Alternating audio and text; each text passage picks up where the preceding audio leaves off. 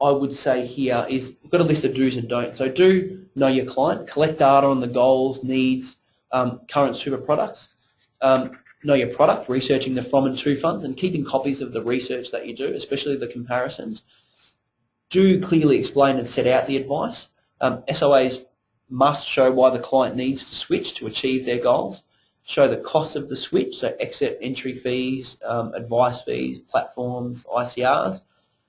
Tailor and personalise SOAs to each client's situation.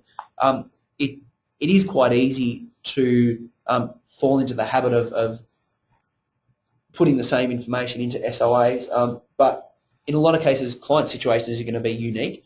So the more you tailor and personalise your SOAs, the more apparent the reasonable basis is likely to be. Also, identify if you've got non-super switching advice scenarios, because if you do that and you're looking at clients and it's not super switching advice, it means a whole lot less work for you. It's the SOAs can be a whole lot simpler. In terms of don'ts, at the top there, don't forget to communicate between advisors and paraplanners. So that can be really useful. Don't forget to document research of existing products. Don't switch where the ongoing costs are higher without strong reasons. It's very apparent that costs aren't the be-all and end-all of advice, but they are important.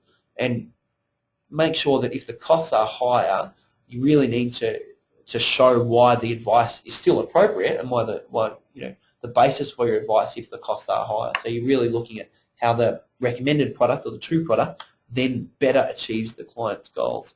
Don't boilerplate your SOA, so don't fall into the trap of templating them or just using one SOA template as the basis for advice, and just changing the client's name and keeping all the standard text in there. Typically we see that means that information will be included that's not applicable and not relevant, and then it detracts from the quality of the advice. I guess the three key requirements are something else that not to forget. One, show how the from fund doesn't meet the client's needs, show how the to fund does meet the client's needs, and include an ongoing cost comparison.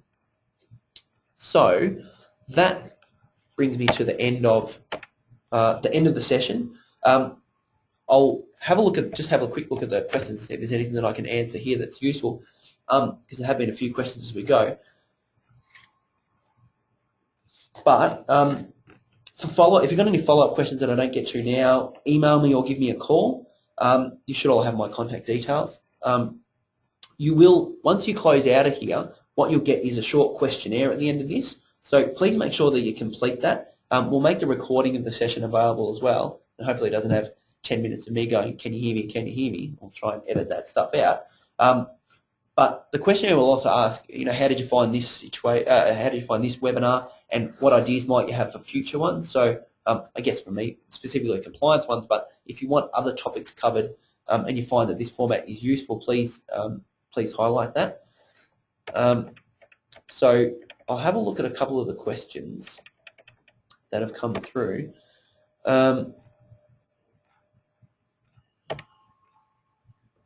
So one question is, what happens if all the from funds are, for example, industry funds, or I don't think that particularly matters, but are not on the licensee's approved product list and therefore can't be recommended as the to fund? You've got two maybe conflicting issues there, and then one is that you've got looking at the client's best interest or the appropriate advice or reasonable advice against internal policies. So usually, I would say to an advisor, have a look at the funds, and if you think that one of them is the right place for the client to go to, then usually licensees will have a method for adding something to the APL, whether it's in a broad licensing-wide, from a broad licensing-wide perspective, or as a one-off. So, the licensee usually, and it's usually linked back to PI insurance, but you can usually research the fund and say, okay, we'll add this to the approved products list. So I think if there's a strong enough case of why something should be recommended, then you should investigate what avenues you've got to actually to add that to the APL. And if there's I guess, considerable barriers, a conversation with the PI insurer is always a good idea as well. Now, FPSA's got its process for if something's not on the APL. There's an application process to ask the investment committee to have a look at it. Typically, we don't have too much difficulty with super funds being added to the APL, but you've always got that option to go through the investment committee.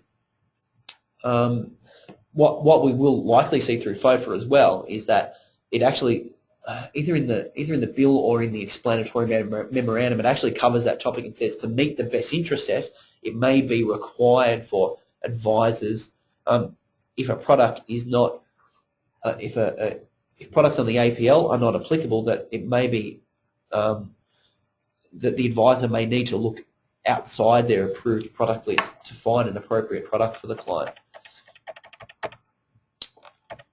And I think that covers most of the other questions that we've had.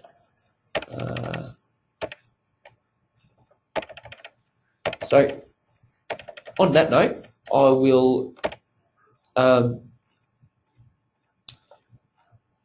let's have a look there. Maybe a couple of other questions there that I haven't answered in total detail, but I'll have a look at those after and circulate the Q&As. So I will say thank you very much for your attendance, everyone, and thanks for participating in the polls. Hopefully you found this useful. If again your feedback is very relevant, so please take the 30 seconds or a minute to just provide the feedback through the questionnaire that you'll get, and we'll put this up onto the website for future reference. And have a good rest of the day. Thank you very much.